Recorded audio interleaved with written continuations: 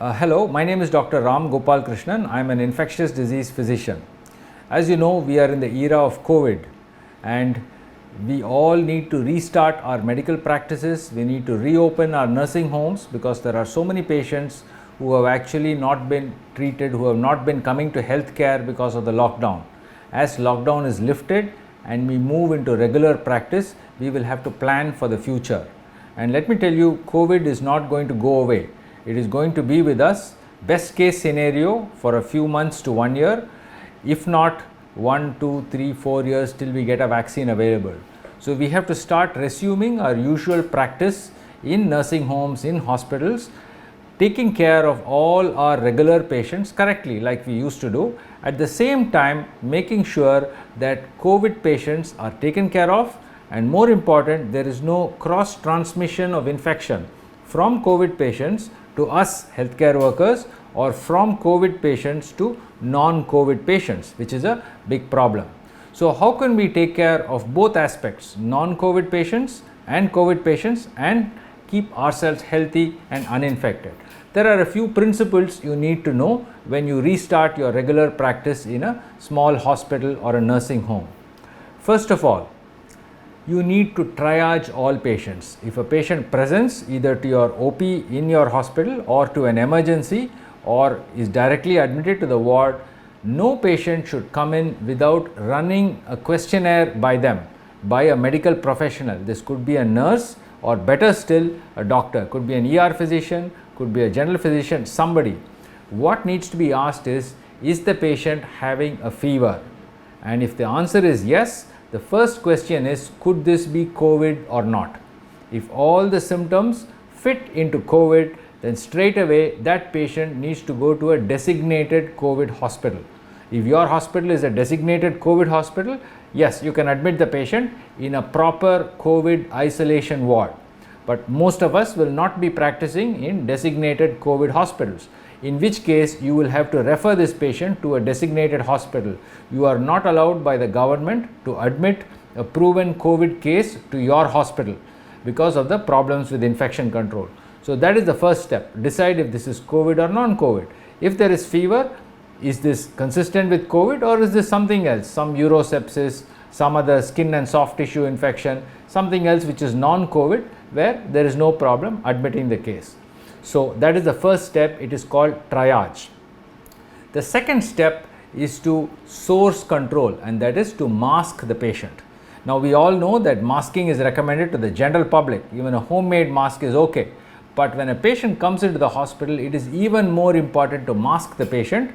They should be given a surgical mask to prevent shedding of virus in asymptomatically infected persons. So mask all patients. If they need oxygen, if they need treatments, you can put a mask over the oxygen cannula or over whatever treatment you are giving them. Thirdly, mask yourself. All healthcare workers should be masked. This is critical because this is one way where infection does not come to us, and when we interact with other healthcare workers, we can prevent infection between us and other healthcare workers. A simple surgical mask like this is enough for most hospital-based work. If you want to wear an N95 mask, you can, but it is unnecessary for most regular work. An N95 mask is only required when you are doing an aerosol generating procedure, which I will come to in a minute. Thirdly, maintain a 2-meter physical distance between yourself and the patient. This is very important because all droplets that are transmitted by patients fall within 2 meters. So if you stay 2 meters away, you will not get infected.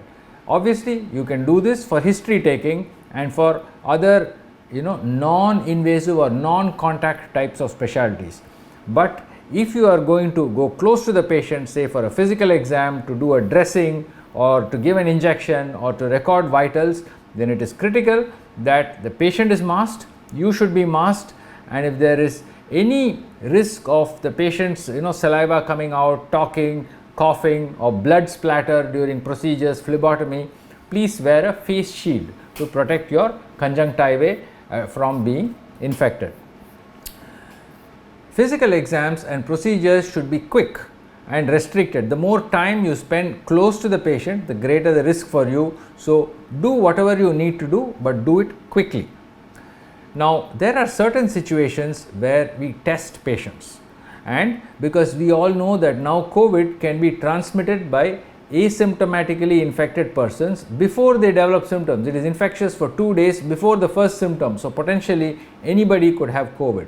So any patient who is going in for surgery, we routinely do testing in order to protect the surgeons and the entire operating staff within the theatre, because the theatre is a positive pressure zone. It actually pushes any possible infection outside, and when patients are intubated for general anesthesia, there is a very high risk of infected people aerosolizing virus and infecting the entire team. So we have an entire theatre protocol where the patient is tested just before intubation.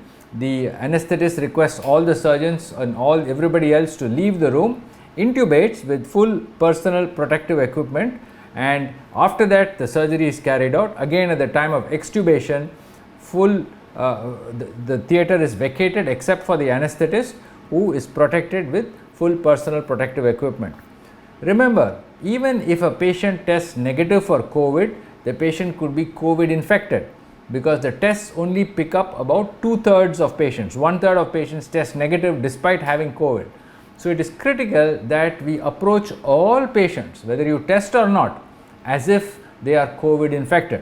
So if you get a case in the middle of the night, road traffic accident, acute appendicitis, treat the patient as if they are COVID infected, put on personal protective equipment and do what you need to do, because the test is not perfect and we have to carry out the care while protecting ourselves. Similarly, all procedures, if it is an invasive procedure, say a bronchoscopy, if it is an endoscopy, whatever the procedure you are doing, take full precautions, wear full personal protective equipment and do the procedure. Testing is fine, but testing doesn't rule out COVID. Whether the test is positive or not, we will have to wear full personal protective equipment when doing procedures on all patients, as we practice in a non-COVID hospital, because every patient could be potentially having COVID.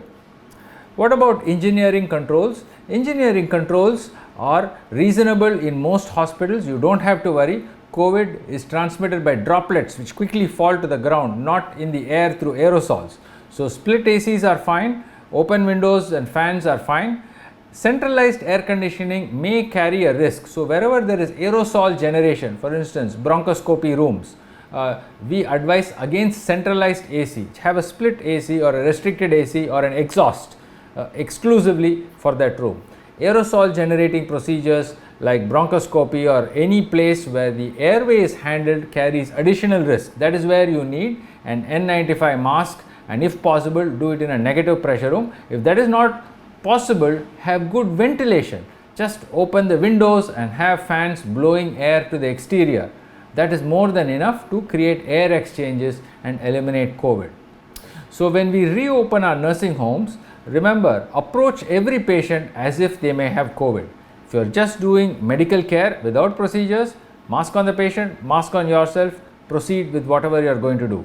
If you are doing surgical procedures or interventions, treat every patient as if they may have COVID, wear full personal protective equipment within the operation theatre or within the bronchoscopy, endoscopy suite, etc. If we do this, we can resume our practices, we can continue to take care of our regular patients and make sure that COVID does not get transmitted either to other patients or to us. And this is what we need to do in the long run. Thank you.